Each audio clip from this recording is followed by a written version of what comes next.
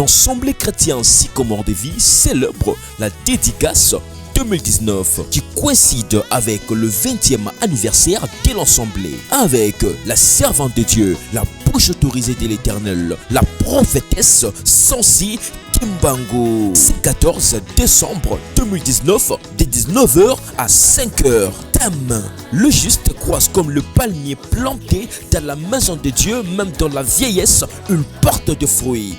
Adresse: salle Le Millénaire, 3 places du 19 mars 1692, 77 176 Savigny Le Temple.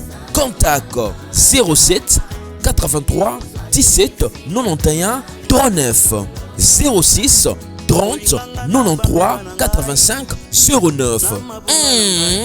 La dédicace 2019, un événement à ne pas rater. Nakoki kobosana te nyonso yosalelanga yawe, nakoki kowanga na jamais molama papa na vie na ngai, kumisa masanjolama yaya ozwaki esika na ngai na Golgotha, kumisama elombe anakokisa yo na nanye. Nzamba bengi biso na ministère réconciliation. Héritier Azali Mopagano ni Tolobaka. Mais a aussi besoin d'Isali. Si ton frère a péché, qu'est-ce qu'il faut faire? Benga héritier, prêche-lui la parole, présente-lui l'évangile des apôtres. Vous voyez? Allô, il m'a dit que mon état consacré à l'ingara baiser, c'est baiser moi. Dans la émission les alliés alliance maléfique. C'est yo pour l'andaraï vraiment. OK. Mais il y a pas l'andaraï papa. To l'andaraï pas to balanga to sa place nini. Ba pasteur y a internet. Ba vivre là événement. C'est nous sommes pas. Oh, moi yemba giboy. Passer l'émission. Oh, mutumonga la sa giboy. Passer l'émission. Papa, yo ministère nzamba pe soka OK le mot bimika pamboye, yo kaka ozona ndaka. Passer ba yish. Olalo ba yi. Donc c'est ça ce qui tue l'église. Pour Nangaï, mission na biso, priorité à mission de d'abord de sauver les âmes. C'est que je fais dans ça la rawan les arabes, ça va insulter ta fille na kabatu. Soit qui n'ata Congo coup bangalia, abika parce qu'en Europe, aux hommes en Europe, un homme qui se nomme frère. J'ai fongé, voyez, parce que moi je l'ai même contacté par les billets qui a allé à Limia, on va ça la Ranaïwana, on a confronté, tout ça la confrontation. Akimi débat. Akimi débat. Et puis ici bon non on va la salle na bana nzambe. Mais amoni ke bino bozo tamola bien te bozo groupe moko. Tingala na groupe te. Kasi denga sangisi bino ke amoni ke bozo tamola bien te yanga yo dévaler bino et déranger yo. A dévoiler te, j'ai fongé c'est un hérétique.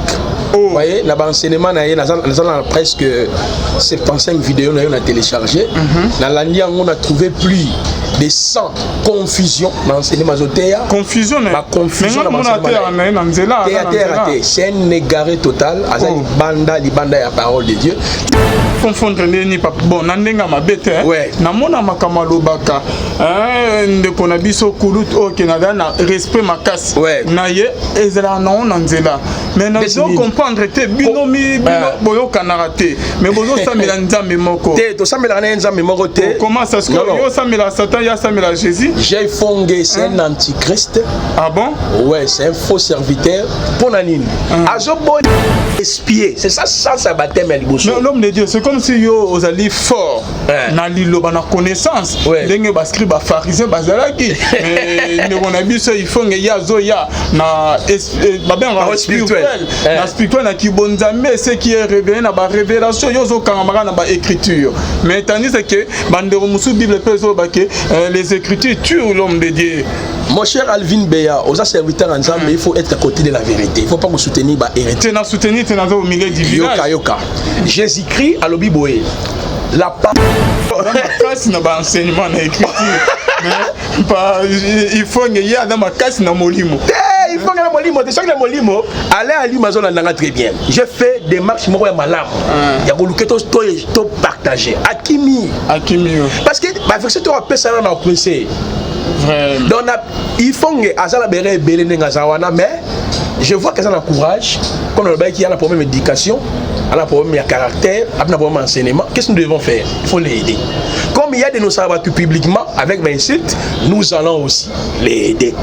Donc, à partir d'aujourd'hui, il faut que c'est un serviteur fallacieux.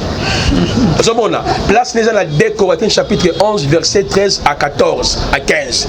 Donc, ça dit, c'est un serviteur déguisé. Ça dit, à ça, ça, la Satan, il y a quoi ça va tout. Bongola meso mwene fongola misu omona pe fongola matoi oyoka sango ya Mutuelle Misunga oyo eyeli bino bakongole nyonso oyo bobelaka bamaladi ya ndenge na ndenge oyo bozali pe na makoki ya kozwa ba soins de santé te ezala awa na mboka na biso to pe na libanda ya mboka na biso. Pona yango esengeli koyeba kaka ke na dollar na yo ya pamba oyo okobanda kofuta chaque fin ya mois okobanda kozwa ba soins de santé awa na mboka na biso même na libanda ya mboka na biso soki maladi na yo esengi bongo pe check up okobanda kozwa yango chaque semaine kaka ndenge yo moko olingi ya kosamba pe tembezali te bino moko botala mama Colette oyo azalaki kobela kasi maladi na ye esengaki ke akende kozwa soins de santé na libanda ya mboka tala ndenge Mutuelle Misunga ezwake en charge na nyonso ko banda Kinshasa bino moko botala ndenge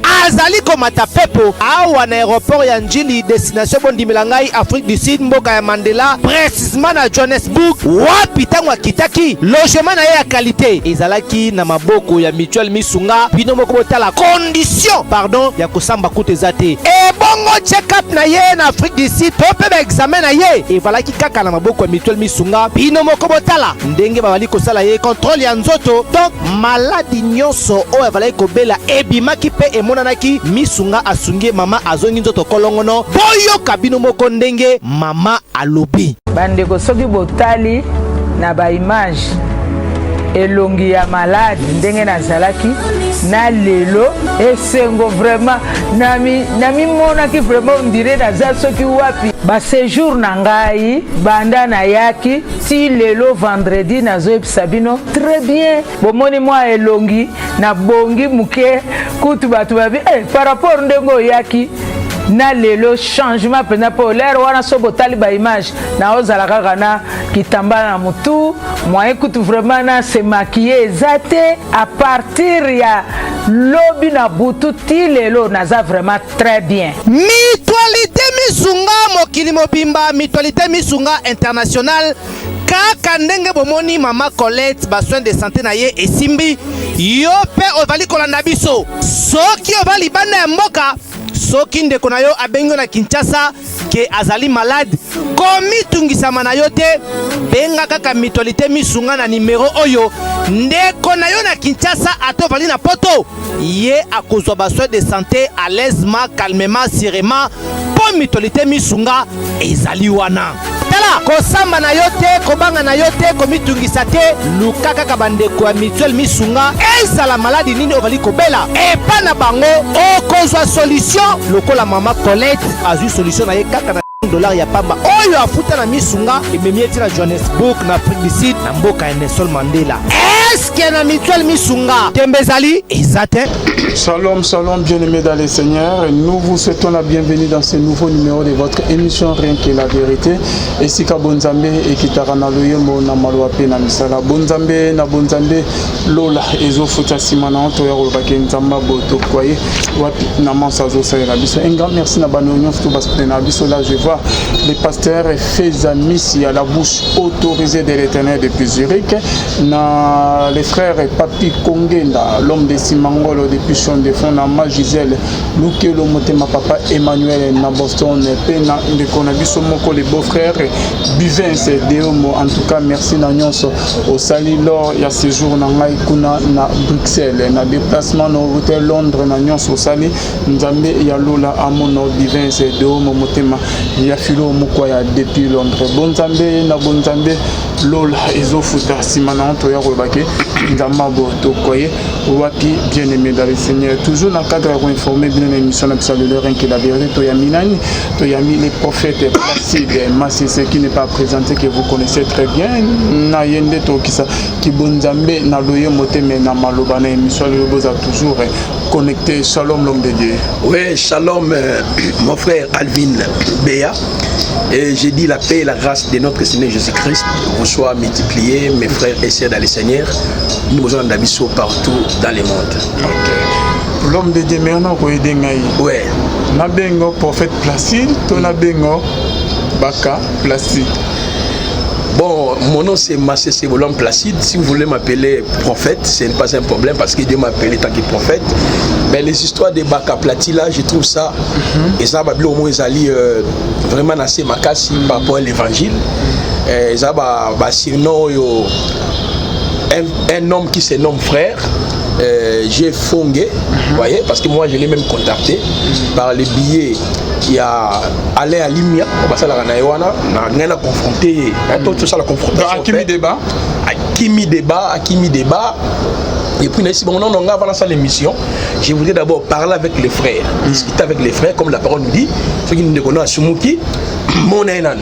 Mais il y a Asumuki Nani, Papa Nabiso, na PC Moté. Ils ont déjà les qualifications moko, ils ont dit na ba na Nzambe. Mais à Monique Bino bozo tamola bien te bozo groupe moko. Tingala na groupe te.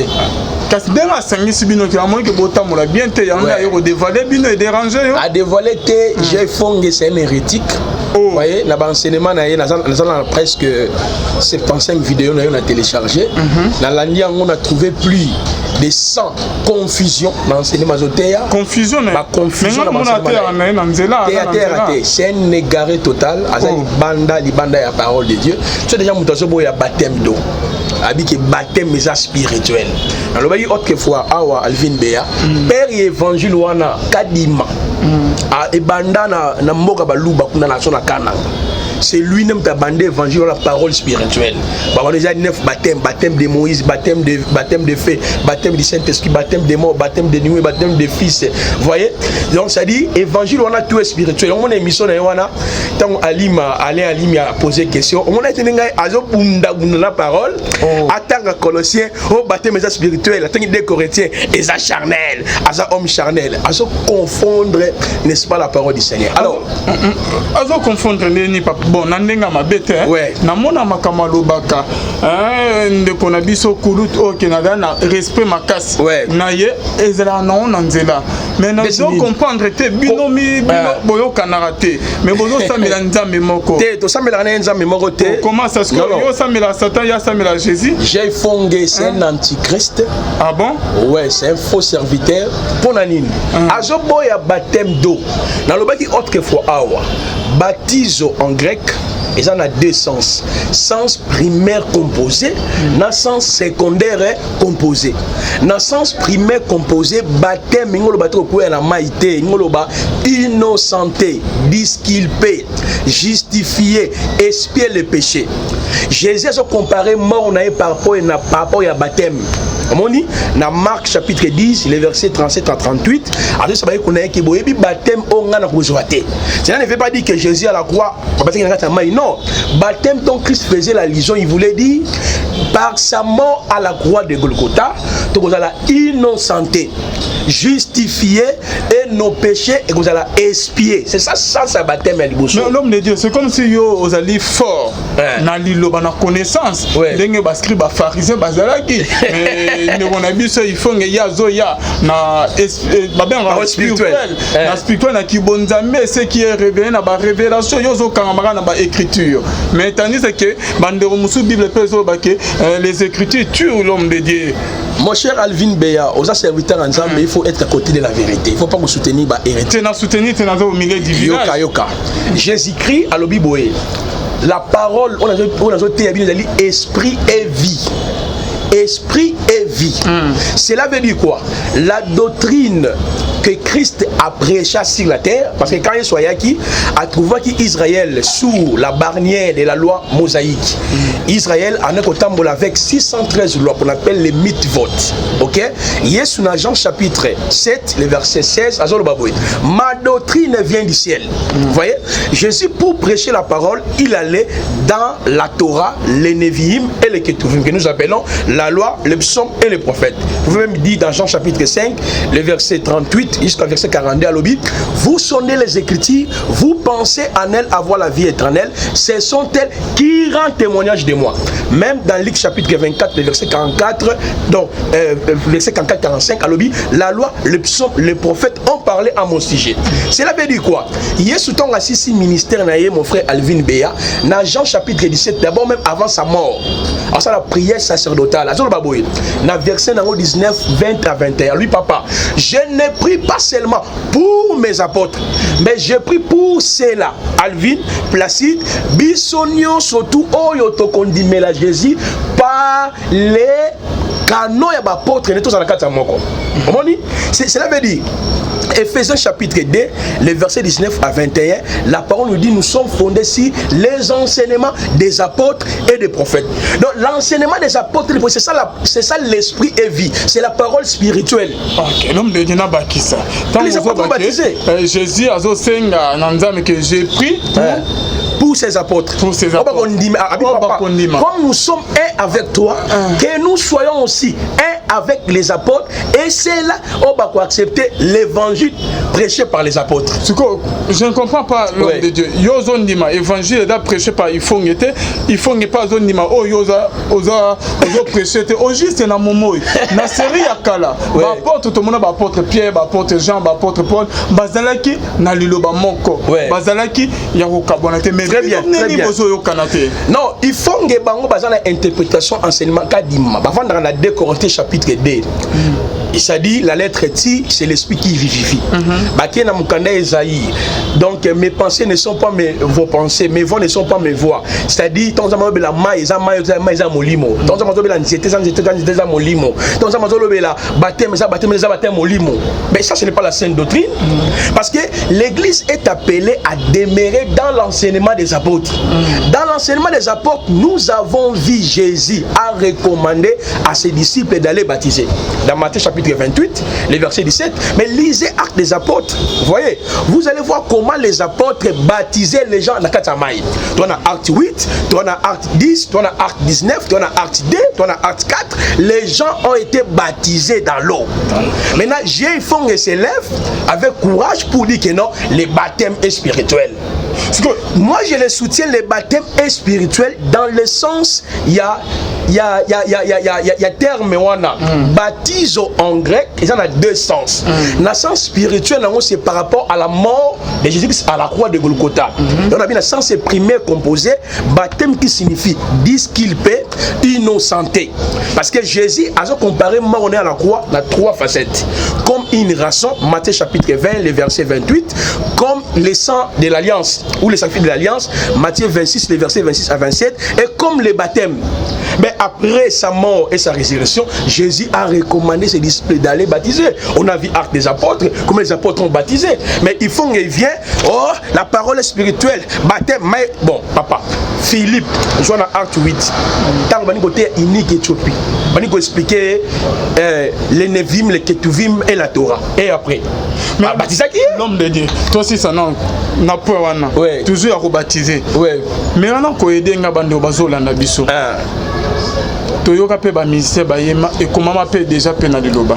Et ça sous Nathan, il y a aucun prier, Nathan prêter na nité comme ça, il y a prier na kibunza beaucoup pour prier que na autant prêter nzamba kiyo. Baptême OK ozo le bela. Nini est très important, il a baptême ya molimo mo centre, on a baptisé spirituellement to ya maïta parce que tout le monde ba monsieur akepe ba baptiser na mai, a toujours la même vie na wana ya pisi. Très bien, très bien. Alvin Beya, il faut toujours dire il faut soutenir la vérité. Il ne faut pas être à côté. Non, moi je pose des questions. Bon, je réponds aux questions. Bon, c'est comme si tu prends beaucoup plus la place du fond. Non, je vais répondre. Pas ça, Yoka. La Nanga Mala, mon frère. Le baptême Yamaï, ça fait partie Nassali. Mais le point de départ pour être sauvé, 1 Corinthiens chapitre 1, le verset 18, 20, 21, 22.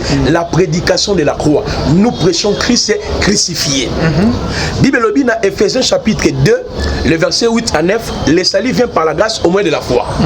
Il y a sur le lobby, c'est lui qui croira, qui sera baptisé. C'est-à-dire quand je crois, je suis déjà baptisé spirituellement par rapport à Romains chapitre 6. Ok, Bible dit que tozala qui na katia baptême avec Jésus. Baptême non baptême que tu crois qu'il n'a maïté, tozala qui innocenté par sa mort à la croix de Golgotha. Mais pour que le salut soit effectif, et à la totale, il faut aller dans l'eau. Maintenant, au sujet, baptême dans le Saint-Esprit, c'est aussi un autre débat. Parce que nous avons acte 2, acte 8, acte 10, acte 19. Donc, il y a d'autres personnes qui ont reçu le Saint-Esprit par l'imposition des mains. D'autres personnes n'ont jamais reçu le Saint-Esprit par l'imposition des mains. Le Saint-Esprit s'est manifesté clairement. Du fait que Dieu Fongue, qui se prétend, pour moi c'est un serviteur fallacieux, qui se prétend que Azali, ministre de Dieu, qu'il est dans la doctrine, normalement il doit accepter les baptêmes d'eau. Pourquoi lui n'accepte pas les baptêmes d'eau? Ça y était. Il te dit, j'ai déjà débattu avec ses pères. Na sala ba débat na ba papa na ye dans la foi. Bato ba teye évangile wana. Na sala ba débat pe na gagner belé. C'est Kadima qui a reçu cette révélation là. Un polygame. Tu sais que notre enseignement na la même voie astrale. Pour le Saint-Esprit, avec le Pentecôte. Il faut d'abord enseignement et schéma après que la Pentecôte. Il faut pas le Saint-Esprit. Actuellement, tu as dirigé secte, c'est la fille de Kadima qui dirige ça. Donc, il va rien m'enseigner dans ma paroles spirituelles. Même enlèvement. J'ai fond enlèvement, parole charnelle, parole spirituelle. Tant que parole spirituelle, on a enlevé. Donc, ça va doctrine, moi, le Bible, n'a pas célébrer mission à 200, pas pour nous détruire, mais pour nous la qui sait que il faut que c'est vraiment un faux serviteur. Donc je ne peux pas dire qu'envoyé par Satan, parfois il peut être un ignorant, vous voyez, a aussi besoin du salut. Parce qu'en les regardant comme ça, je vois que le frère n'est pas loin du royaume. Il est tout du royaume, mais c'est une personne à récupérer par rapport à la saine doctrine. C'est l'homme de Dieu. Mais on a encore aidé Bissot Bando. Ouais. Tout le monde baptême il y a catholique pédaka OK boye. Vas-y ma asperger yo. Ouais. C'est que na baptême OK ba coach yo mobimo plonger na katia mai. Vrai baptême ezani parce que bino nyon subozo le baptême. Te Bible lobi na sens secondaire composé baptême veut dire mouiller, tremper, immerger. OK? Cela veut dire clairement que le baptême en réalité l'église catholique et Pesaka et ça y a un côté. Parce que l'église catholique c'est une église satanique, maçonnique, n'a rien à voir avec la parole du Seigneur.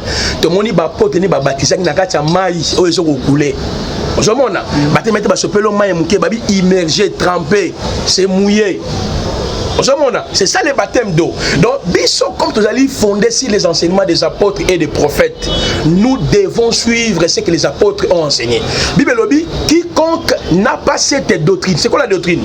La doctrine veut dire didasco ou didaskalos, c'est-à-dire l'enseignant ou maître ou la doctrine, veut dire tout ce que Christ a enseigné.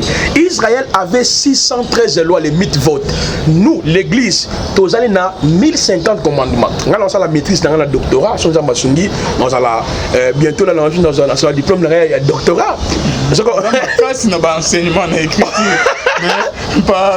il faut qu'il y ait dans ma casse dans mon limo. Il faut que le molimo allez à l'Amazon très bien. Je fais des marches moi à malam. Il y a beaucoup de partager. Akimi. Parce que avec ce tu as ça dans le conseil. Donc il faut que azala bere belé ngazawana mais je vois que ça encourage comme le bail qui a un problème d'éducation, a un problème de caractère, a un problème d'enseignement. Qu'est-ce que nous devons faire? Il faut les aider. Comme il y a de nos sabbats publiquement, avec l'insulte, nous allons aussi l'aider. Donc, à partir d'aujourd'hui, il faut que c'est un serviteur fallacieux. Place les la 2 Corinthiens chapitre 11, verset 13 à 14 à 15. Donc, ça dit, c'est un serviteur déguisé. Ça dit, à ce que ça la Satan, il y a quoi ça va tout que, bon, il va baptême de, langue, par la langue, ils ont la cate, ils ont mon limo, tout est spirituel, ils ont mon doki papa. Bon, baptême à moto, ok, concert outil, ko yebisanga, Nancy Kilaki. Moto pesa là. Non, le baptême de feu, parce que tout ça là, un baptême dans le Saint-Esprit, le baptême du Saint-Esprit, mais en réalité, quand toujours le baptême grec exact, on parle pas le baptême du Saint-Esprit, mais le baptême dans le Saint-Esprit. Ok? Nous avons 2 baptêmes d'eau, nous avons 3 baptêmes du feu. Le baptême du feu, c'est par rapport aux souffrances, par rapport au combat. C'est-à-dire, une fois que nous acceptons l'évangile, ces 3 baptêmes-là, et il y a directement les baptêmes dans le Saint-Esprit, Dieu nous donne l'un des dons spirituels. Voilà pourquoi l'autre fois, j'avais dit, en ce qui concerne les dons spirituels, nous avons 3 groupes de dons. Il y a les dons. Le premier groupe, le don est Éphésiens 4. Le deuxième groupe, le don est 1 Corinthiens 12. Le troisième groupe, le don est Romains chapitre 12. Donc Éphésiens 4, Romains 12, 1 Corinthiens 12. Cela veut dire quoi? Ce que nous avons mis évangile, parce que l'effet dont il est question, c'est la souffrance, c'est le combat. Mais ce que nous avons l'église, c'est apostole, qu'on appelle ça moto, sauter moto. Même l'église, il faut que nous ayons pas dima, parce que kabwana au sanganate. Ne peut pas kabwana. Ne banane. Baka placé. Baka placé Tiffany. Roger Baka, c'est un frère dans la foi. Autrefois, il y a des choses que le frère enseigne, je ne suis pas d'accord avec ça. Il y a aussi des choses que lui il enseigne aussi. Parfois, moi j'enseigne plutôt, il n'est pas d'accord avec ça. Mais on n'a pas encore eu le temps d'échanger sur certains points doctrinaux avec Roger Baka. Tu as dit il y a offrande prochainement. Il y a offrande d'Anit. Prochainement, tu as mais papa, la nouvelle alliance Salvini est anticipée. La dîme n'est plus d'actualité. C'est la libéralité, la bienfaisance, papa. Nous te repère ça selon moyen secrètement humblement. Non, si. Celui qui travaille à l'hôtel mange à l'hôtel. Papa, mais yoka. L'ouvrier mérite son salaire. L'Ancien Testament, il y a 4 sortes de dîmes. Il y a dîme, il y a para une fois. Ce n'est pas Aaron et ses fils qui percevaient la dîme, c'était les Kéatites, les Gershonites, les Mérarites, c'est-à-dire les auxiliaires d'Aaron. Parce que la sacrificative était confiée à la tribu de Lévi, précisément dans la famille d'Aaron et de ses fils. Alors, lors de la délivrance d'Israël, c'est-à-dire depuis la délivrance d'Israël, avant l'entrée au peuple des pays de Cana, il y avait le tabernacle. Et il y a un 11e campement à Sinaï. Les gens qui portaient des tabernacles là, les 3 fils de Lévi là, nombre 3, nombre 4, on a dit à peuple. Dis mais le sa précision parce que soulever le moment est tellement important. Nous avons parents une fois pas chaque mois. Deuxièmement, il y avait la dîme de la dîme. Ce qui va jouer dîme il peuple parce que Israël ne fait pas d'agriculture ni élevage. N'est-ce qu'on appelle ça la dîme de la dîme et pas il y a Aaron, c'est-à-dire qui va mou, oiseau, blé et tout. Il y a genre qui sont la maison du trésor. Il y a qui magasin. On dit troisième type à dîme il y a 2 ans. On a fait mutuali ngoye moko mais la masangela sakaye parce que il monte pour il faut mutuali à dîme les choses ngo na yo mais la pe masanga mais la bozo mais la pe skol mais la pe prémisse mais il y a gens malobaki que nos choses dîme mais la masangela ngo sabate monte pour nani dîme masuka c'est il dit ma 3 ans il fallait appeler les orphelins les veuves et tout. Alors nous sommes dans les sacerdoces royales. Les sacerdoces royales, Jésus est le souverain sacrificateur. Le temple c'est notre corps. D'où depuis la mort de Jésus à la croix de Golgotha, la dîme n'est plus d'actualité. Mais cela n'empêche pas que dans l'église, que nous puissions soutenir l'œuvre de Dieu. Mais comment on doit donner? Humblement, secrètement, selon notre moyen. Bible dit que chacun donne à Dieu selon ce qu'il a reçu dans son cœur. Offrande du prophète, ils ont raté. Dîme, ils ont raté. Action de grâce, ils ont raté. Offrande d'arraché, ils ont raté. Offrande de première, ils ont raté. Ce sont les offrandes inventées par les pasteurs escrocs dans le but d'arnaquer les enfants de Dieu. Ah bon?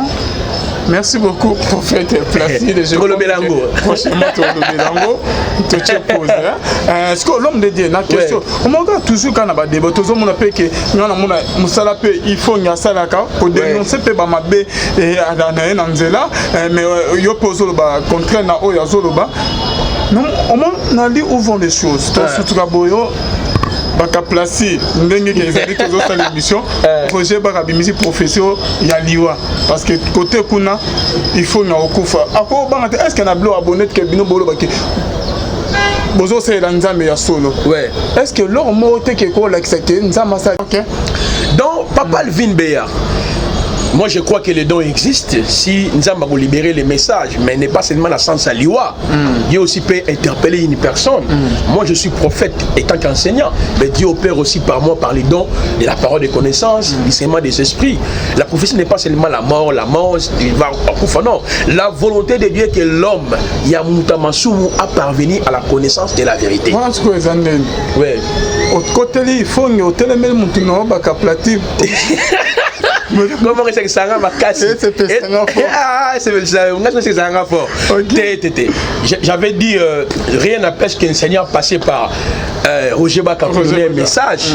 Vous voyez, bon, ce n'est pas un problème. On a dit, bon, tout ça, Roger Baka n'a pas son sujet et ça l'a vraiment amoratoire. Toi, avancer, mais la mission, c'est important. Pour Nangaï, j'ai fait une photo aider. Comment te aider? C'est dans l'enseignement. Paul peut livrer qui bande au diable. J'ai fait des fautes. Mon a début à conversion. Il faut tout de qui est-il fils? Il faut 10 mois de qui est-il fils? Vous avez mon anani. Aïssa, papa n'est dans la foi zanani. Au moins, pas si mora bandara kimara. Au moins, pas si bandara wana. Akima après à sali rébellion à Kewabi à Geluka Bangoba à Geba frère sur la parole spirituelle a commis enseignant là oui là parce que c'est que fort mais c'est encouragé ce type mais trop aider comme il y a boy affrontement en privé tout solo là il y a boy ce qu'on a reçu là 1000 émissions. Donc à chaque vidéo on a ça là on dit on aller à maintenant des questions on a lien mais bon à côté autant Colossiens frère comment on a Colossiens bon Colossiens 1 21 23 baptême donc et ça spirituel tant c'est à un papier moi va comme va vexer on va comme la guier on dit avant dit Dieu a un problème spirituel donc on est délivré par l'enseignement des apôtres et des prophètes. Il y a une révélation, il y a des musiciens, tel moi si vous avez une spéculation, mon frère. C'est ce qu'il a vécu. Non, mon frère. Nzamba bengi biso na ministère réconciliation. Héritier Azali, mon pagano ni tolobaka. Mais a aussi besoin de sali. Si ton frère a péché, qu'est-ce qu'il faut faire? Benga héritier, prêche-lui la parole, présente-lui l'évangile des apôtres. Vous voyez? Alors, il y a un moment où on dit que ça qui a baisé, c'est baisé moi. Dans la émission, les alliances maléfiques. C'est yo pour l'andaraï vraiment. Ok. Mais il y a l'andaraï idée, papa. To l'andaraï pas de balanga to sans place nini. C'est là, papa l'andaraï émission là sur tout parce que l'andaraï idée. Nano qui peut être. Mais t'as vu le solo naie, Miss Talanga mon bouton là tu vas mon frère, na mon fait mon bord dénoncer mon bas. Bimba sont des glaces sur ils font. Mais na mon façon de dénoncer ngo, la comprendre bien té. Là quand mon mutinga bien ta parole spirituelle. Il y a un évangile à Kadima parce que Kadima aura évangile là par ange à moi si vous avez la Bible mais ange à moi si. Si quoi tala ils font. Pour mon gars que sous qui n'est pas mabé pour la ligne Akima papa dans la foi. Tout n'est pas foi dans Akima. Ça la rébellion Akima parce que pas seulement pas délivrance, aura délivrance Akima. Akima pas parole spirituelle. Il y a un moment où ça a un problème moi il y a éducation, soit ba niveau finger, après la spéculation. Oh héritier, après si on a alliance déjà et ça sirène non papa. Yo mon a une sirène. Yo mon ami non, to yebi ke ba frère mala bossa sali. Moi quand j'étais chez Walesa, on était même avec Wera comme ça. On était avec des cacoles, avec les héritiers. OK? Bah tu faut tout la bango to te bango évangile. Donc tena bango Badolphe tana bango na ba hôtel même lingwana. Parce que on a ba te belé ba on police tout la bango. Tu partager la parole. Mais pour na nini ye ndeko wana. Ça mon allo mon salami ma wana e. Na bisibino wana ba se pelina ye de Alvin ba benga ka mutu.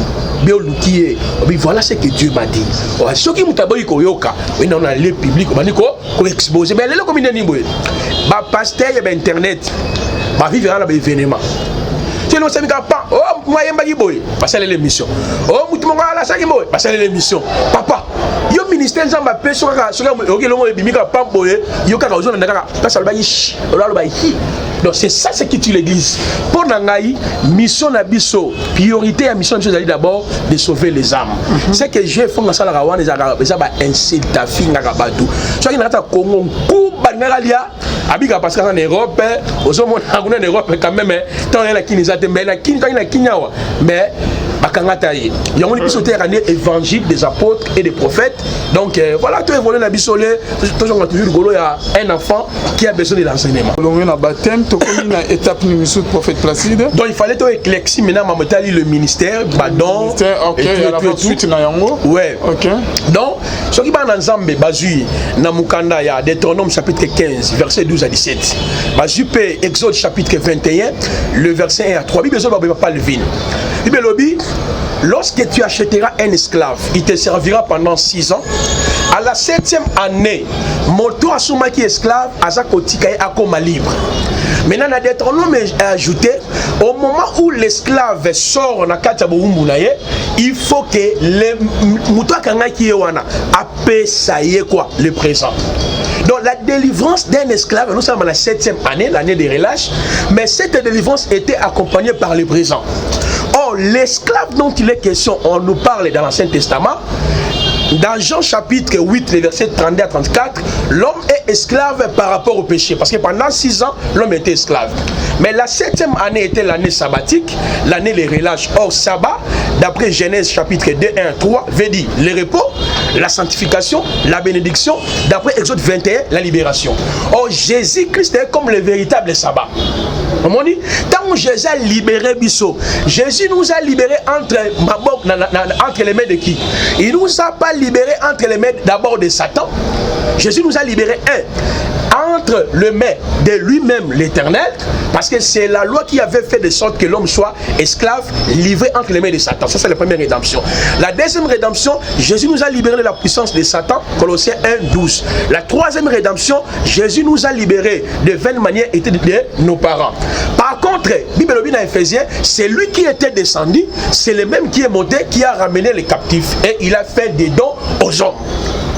On était esclaves du péché par rapport à la désobéissance du premier homme, mais après notre délivrance par Jésus comme l'année des relâches, nous sommes dans le repos, dans l'achèvement, dans la sanctification, dans la bénédiction, dans la libération. Il y a un moment où ça peut si don et pas la mission captif. Les uns comme apôtres, docteurs, évangélistes, pasteurs, pour le perfectionnement de saints. Parce que le mot, d'habitude, on se rappelle comme un lien. Tout le monde appelle avant même une émission qui est au sujet des liens. Est-ce qu'un chrétien, d'habitude, on se rappelle lié en tout moment aux chrétiens, aux délivrances, mais il y a Jésus qui comme Seigneur et Sauveur, nous a su délivrer. Papa Lvin Beya, toujours la même ordre d'idée. Matière à lien, matière à foi.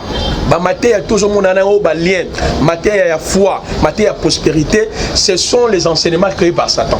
Ah bon? Oui. Parce que l'apôtre n'a jamais lien. L'apôtre n'a renverser les hôtels, renverser, récupérer, nous récupérer. Parce que Babette a mis hôtel pour la Gédéon, non papa? Dans la Bible, il y a 4 sortes d'hôtels. Il y a l'hôtel de bois, l'hôtel de pierre, l'hôtel de la terre et l'hôtel des reins. Vous voyez? Enseignement, mon aga, qu'est-ce qu'on récupère? Je récupère ma vie, je récupère mes enfants. Banda kozwa, diable kanga. Non, ils ont maté le coup. Pour nanini. Non, tu peux expliquer. On était esclave. La personne qui a fait que l'homme est l'esclave, c'est le Satan. Et ça nous a mis par rapport à sa loi dans le jardin d'Éden. Suis-moi très bien. Et ici, Adam, la Genèse 2, le jour où tu mangeras, tu mourras certainement. Lorsque Adam a mangé l'arbre de la connaissance du bien et du mal, la suite c'était la dépravation, la déchéance d'Adam. Adam a été livré entre les mains de Satan. Comment on dit? Deuxièmement, Au-delà, il y a domination, il y a Satan dans nos vies. C'est aussi les démons, les mauvais esprits. Oh, bah, papa, alliance na bango. Dieu nous a délivrés de 20 manières été par nos parents. Il y a une domination, il y a Satan. Domination, il y a lien. Hein? Parce que Bible les alliances de divinité, ou soit les principautés, les esprits méchants, ou les anges déchus. Papa, maman, la biso, on est démon, à la bango alliance, à l'objet qui est non, la niba n'a pas beau takate, à tababali, vina bongé bongate, à tabar la souffrance, donc ça dit, à tabar le qui moussa les alakate. Maintenant, qu'est-ce que Christ a fait à la croix? Jésus à la croix, papa le vin a accompli la rédemption. Il y a exemple, il y a l'homme esclave hébreu pendant 6 ans et à la 7e année, il reçoit la délivrance. Or, la rédemption signifie quoi? La délivrance d'un esclave impris. Posons-nous la question, on était esclave de qui? De Satan ou de Dieu? C'est pas de Satan? Ah, on n'était pas d'abord esclave de Satan. L'homme était esclave de Dieu. Comment? Par la désobéissance du premier homme. Parce que les gens prêchent que Jésus nous a délivré, il a donné son sang chez Satan pour nous libérer. Et Jésus a donné son sang et pas Satan pour nous libérer. C'est ce qu'est l'enseignement. Oh, il a payé son sang. Il a payé son sang. Il a payé son sang. Il a payé son sang. Il a payé son sang. Il a payé son sang. Il a payé son sang. Il a payé son sang. Il a payé parce que nous sommes sauvés par le sang de l'agneau. C'est comme mystère. Ah, divine Béa. Parce que ça vraiment maïle ma casse. N'a pas question. La vie chrétienne est caractérisée par ces 4 étapes. 1. C'est que nous étions avant la mort de Jésus-Christ. 2. C'est que Christ a fait pour nous à la croix de Golgotha. 3. C'est que nous sommes devenus en Christ. 4. C'est que nous serons en Jésus. C'est que nous étions avant la mort de Jésus. 1. L'homme était livré par Dieu lui-même. On dit pour dans Romains chapitre 7, la loi est-elle mauvaise? Loin de là. Par elle que j'ai connu le péché. On dit, oh, le péché est défini dans 1 Jean. L'homme était livré par Dieu lui-même. Comment l'homme de Dieu? Parce que toujours dans mon commis,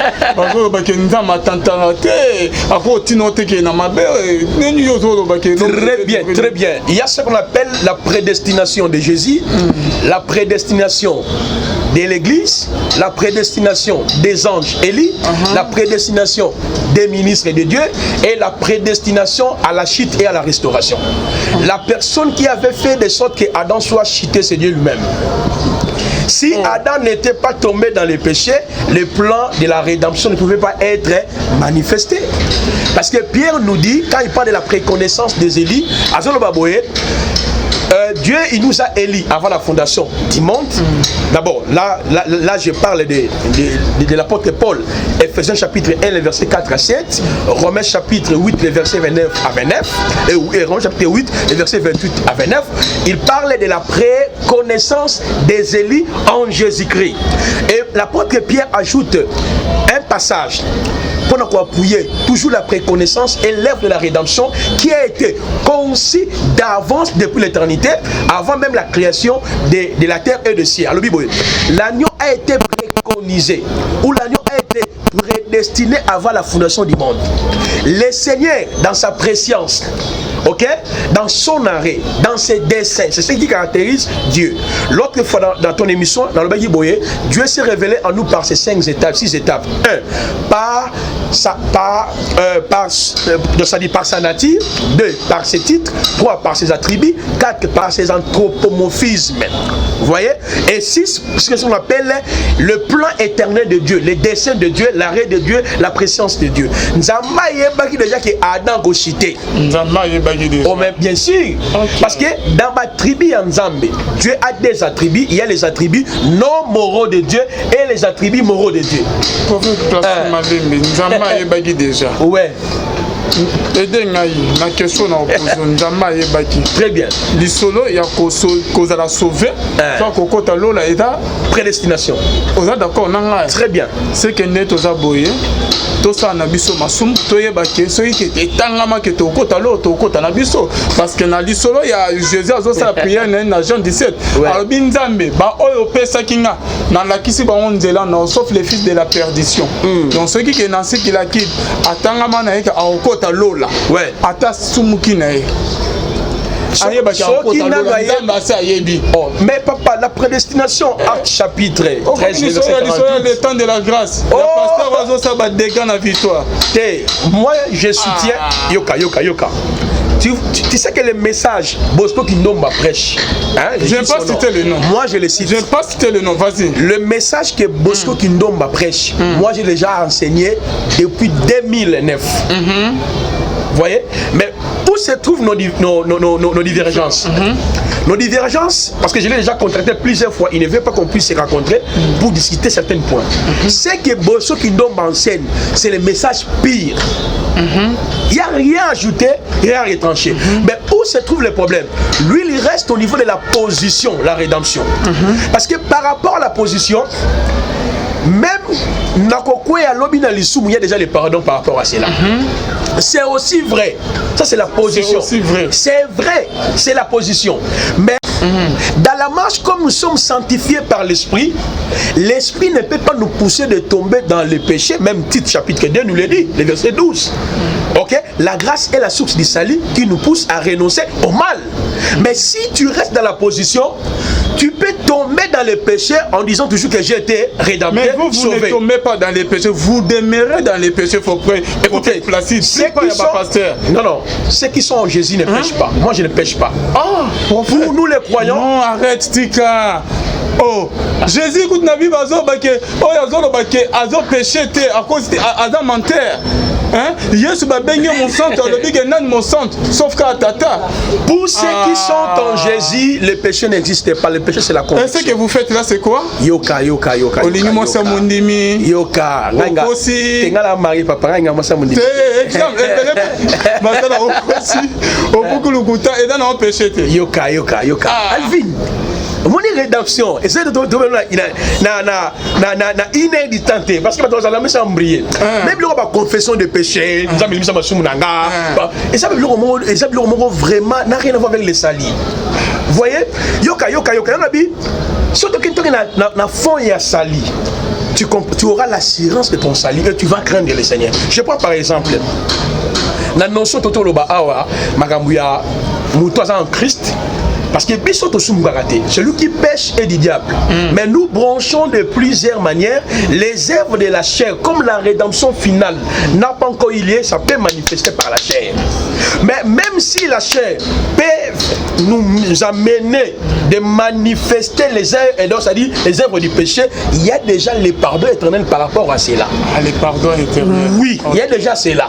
Mais par rapport à la marche, on peut pécher aujourd'hui, il y a déjà un pardon. Non, mais quand quelqu'un pêche aujourd'hui, après demain, il pratique les péchés et du diable, il n'est pas encore sauvé. Voilà la différence entre pratiquer les péchés et manifester les œuvres du péché. Vas-y. Parce que Bible si nous disons nous n'avons pas le péché, nous nous séduisons nous-mêmes et la vérité n'est point en nous. 1 Jean chapitre 1, 7, 8, 9. Si nous confessons nos péchés, il est juste et fidèle pour nous pardonner. On a Jean. Donc on a Jean chapitre 2. Alors Bible, Jean chapitre 3, le Bible. Celui qui pêche est du diable. Quiconque de Dieu ne pratique pas le péché. Le Fils de l'homme est apparu pour détruire les œuvres du péché.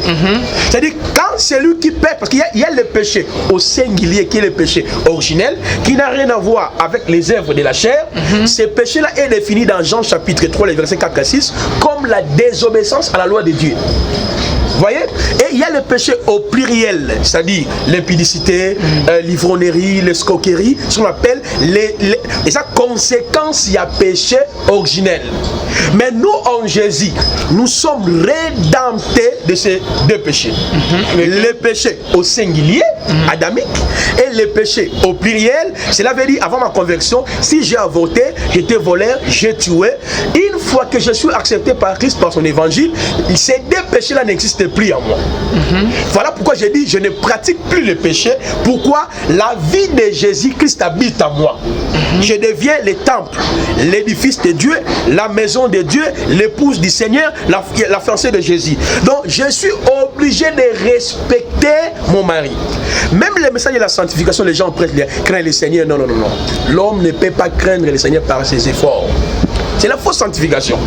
La vraie sanctification, c'est le fruit du Saint-Esprit. C'est le Saint-Esprit qui est à nous qui va produire la sanctification. Voilà pourquoi Papa le finit en la parenthèse, parce que ça va nous amener très loin. Comme Kimia. Soyez mes imitateurs comme moi je le suis de Christ. Ouais. Parce que bino basala nzambe mikolo yo. Hein? Il y a Mikolo. Il y a Mikolo. Il y a 11e ère. Dernière ère. Parce que tu imiter bino ne tandis que bozo vivre dans mensonge, bozo vivre dans écobo, bozo vivre dans lokuta parce que ma mission c'est bozo de que l'anga prophète. Mais je suis dans la parole, là ça dit bandaté parce que nous sommes en train de parler sur la rédemption. Parce qu'il y a une vision que non, c'est lui qui a livré Adam dans le péché, c'est d'abord Dieu lui-même. Et vous êtes maintenant estomaqué, comment nous avons livré Adam. Mais la vision que ce qui nous a livré qui est Adam, le plan éternel qu'il avait préconisé depuis le temps éloigné, l'état éternel, ne pouvait pas se réaliser. C'est par la déchéance de l'homme, parce que c'est Satan qui fut l'instigateur de la chute de l'homme dans les jardins d'Éden. Alvin, vous êtes devant un vétérotestamentaire, un néo-testamentaire. Ça dit autrement appelé un pharisien qui connaissait très bien la parole. Mais comment dit Nanito est devant l'ensemble. Tu as une grande chaîne où il faut te porter le message du salut. Après ça bloque le bilogo. Le on a quoi ici? L'homme quoi ici? Bah quoi ça chaque jour va se répéter, va récupérer, va se répéter. C'est comme si on est contre tous les pasteurs au Congo. Parce que nous on est la plupart des pasteurs bah ça. Mais si nous sommes pasteurs, c'est pour répéter la sainte doctrine. Nous sommes appelés il y a qu'on prôner sur l'icolo, il y a matière. Oh, il y a une question au pôle famille sacrifiée, famille vendue, les liens, parce que les gens comprendre ces quatre étapes dans l'obité, c'est que nous étions avant Christ, c'est que Christ a fait à la croix pour nous, c'est que nous sommes devenus en Christ. Voilà pourquoi, pour aller plus rapide par rapport à Makam Zoloba, c'est lui qui a livré à Adam, c'est Dieu lui-même. Parce que c'est la loi qui a fait que l'homme soit livré entre les mains de Satan. Quand Adam a désobéi, la loi est-elle mauvaise? Loin de là. Mais c'est par elle que j'ai connu le péché. Si la loi ne disait pas, ne convoitez pas, vous voyez, ne tuez pas. Quand la loi est quand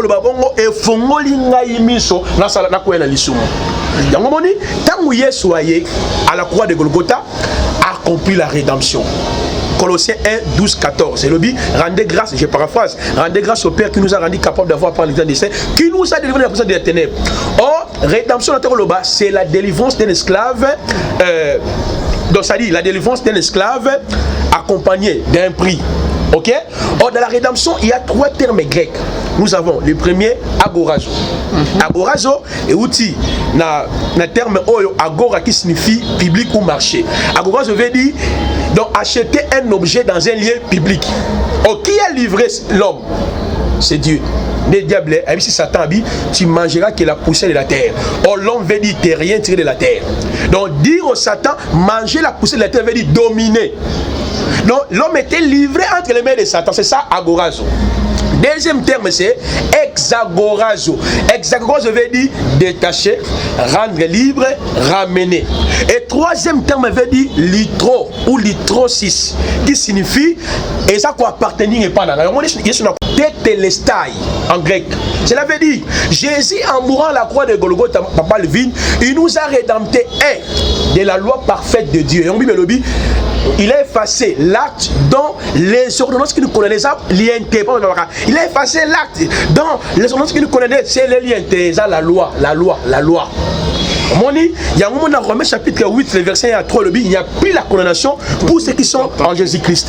Deuxième rédemption, il nous a libérés de la puissance du ténèbre, de Satan. Parce que ce n'était pas Satan qui avait fait que l'homme soit esclave, c'était Dieu lui-même. Or, dans la rédemption, il y a le prix. Maintenant, le prix, c'est le sang de Jésus. Alvin, c'est comme il s'appelle ça les bananes. Ce qui Satan t'a gagné biso. Ce Satan ça tout comme un esclave. Ce qui a besoin de yo répondre un journaliste. Ah, moi dis quoi? Répondre. Un autre prophète répondre non makamozo. Donc Jean-Baptiste Makila ne Satan libéral vin, libéré placide. Ça c'est jouer avec les sangs. Oh, dans la Bible, tu as des expressions, tu as les sangs de l'agneau, Apocalypse 12, 11, 14, tu as les sangs de Dieu, Actes chapitre 20, les versets 20 à 26. Donc Dieu a pris son sang pour donner ça à Satan pour nous libérer. C'était jouer avec Dieu. Oh, la Bible parle, quand on parle du sang, Lévitique chapitre 17, le verset 12, c'est la vie. Il y a 9 informations sur le sang de Jésus. Par le sang 1, nous avons le pardon. Par le sang 2, nous avons la réconciliation. Par le sang 3, nous avons la purification, la sanctification, la rédemption, la sanctification et la victoire. Et l'accès libre auprès du Père. Mais comment vous disiez que non? C'est Nzambazima qui l'a appelé, c'est pas Satan. Prophète Placide, c'est la fin de notre émission. Nous courons derrière le temps. Merci d'avoir répondu à mon invitation. Bonzambe na bonzambe Lola Ezofuta. Merci beaucoup. Je crois que aussi si vraiment tu as une introduction, tu as la rédemption, tu as congité autour de l'enseignement, au point de tu éclaircir dans un méthode éclairé bango par rapport à don spirituel. Je crois prochainement, tu as une profondeur, on a décortiquer comment l'homme qui était captif est libéré, mais il y a les dons. On va faire maintenant comment Dieu opère dans les dons spirituels. Selon Ephésiens chapitre 4, est-ce que vous avez la porte comme prophète, comme docteur après lobby? Comment donner la parole de connaissance? C'est pas tout le monde a donné la parole de connaissance, des esprits, ça la dernière ligne. Donc on le on appelle si Papa Levin, merci beaucoup. Bon retour dans Mogonayo Congo. Pas qu'on est déjà à Bruxelles, la monozongi awa. La série de Robert Ngunda, mais la monique ça dans Moussa Nzamba solo. Donc de retour la Katsakin, la paix de retour Mbote pour continuer la carte enseignement la biso sur ma question Zali. N'hésitez pas de me poser la question. Voici mon numéro plus 243 81 23 62 658 plus 243 81 23 62 658. C'est bien moi, votre frère, la porte du Seigneur, Massé Sebolam Placide. Merci. Merci beaucoup, prophète Placide, hein, les professeurs. Hein. Merci beaucoup.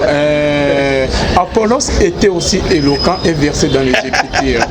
Mais avec moi, moi, c'est dans mon besoin qui va l'accès le quoi y est. Est-ce qu'il faut une peu à quoi peut-être jamais, jamais. C'est la fin de notre émission numéro prophète Placide.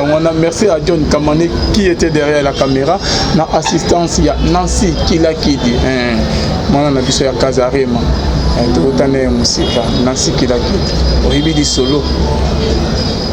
Côté ya Yannick Wenya Ribi di solo. Côté ya Ngir. Na pesi très simboté, très ça à c'est qui le soleil a demi-casier. Bonnes amis, les autres foot à se à la prochaine. Bye bye.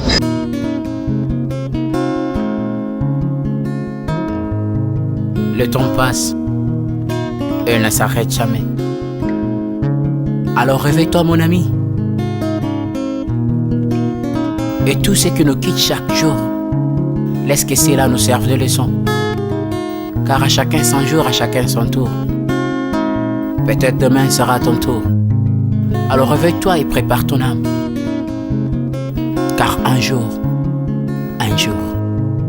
Oh, oh, oh, hey.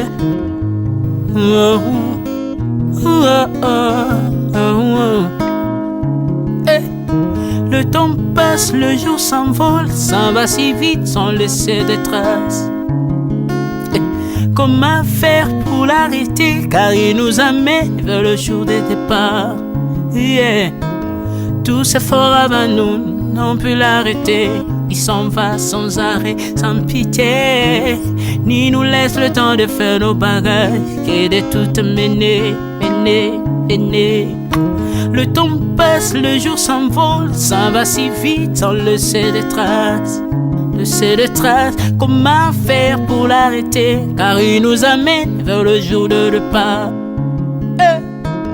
Tous ces forts avant nous n'ont pu l'arrêter. Il s'en va sans arrêt, sans pitié, ni nous laisse le temps de faire nos bagages et de tout amener.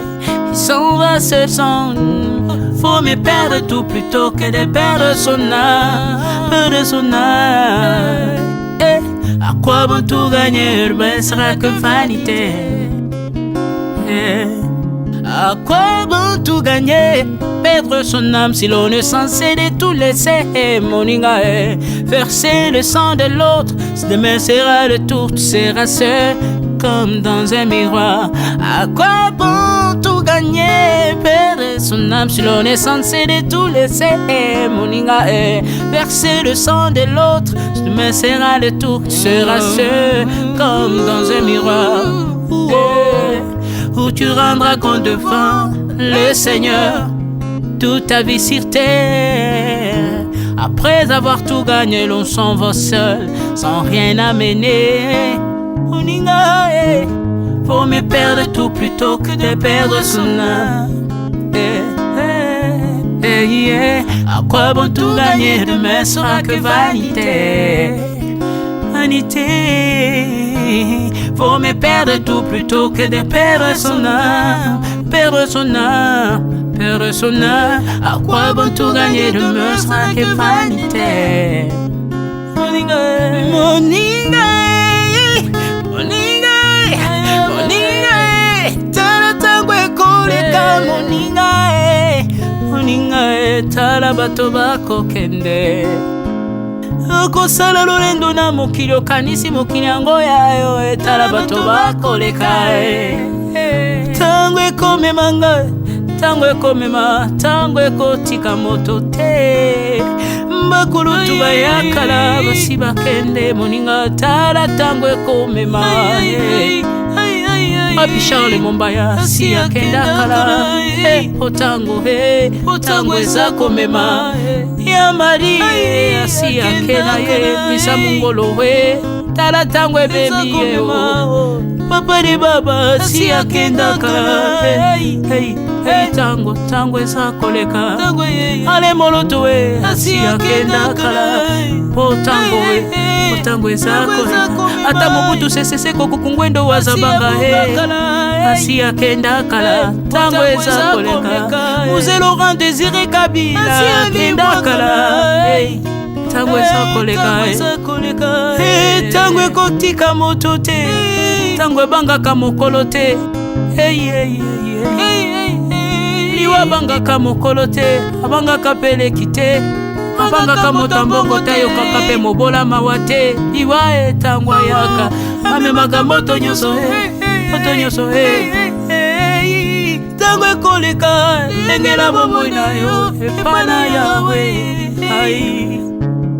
Tango ekomema engela bomoi na yo.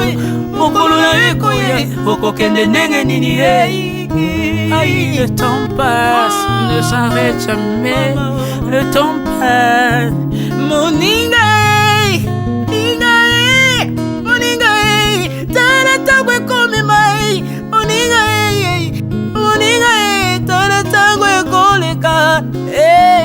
Moninga, Moninga, Moninga, tala tango ekomema. Moninga, Moninga, tala tango ekomema. Tango ekotika moto te. Engela momoi na yo. Tala bato bakokende. Osala ndenge nini okotikala ebende te. Okotikala ebende. Le temps passe, ne s'arrête jamais. Le temps passe, ne pardonne jamais. Le temps passe, ne s'arrête jamais. L'engela momo. Moninga,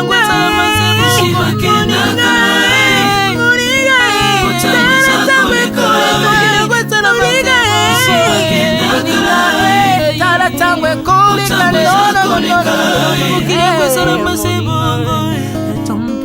Ekolo nyonso bato bakoke. Tango eza koleka. Nalela pona nini. Nalela pona nini. Tango eza koleka.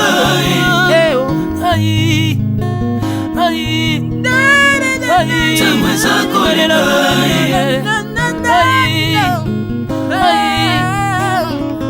Tango eza koleka.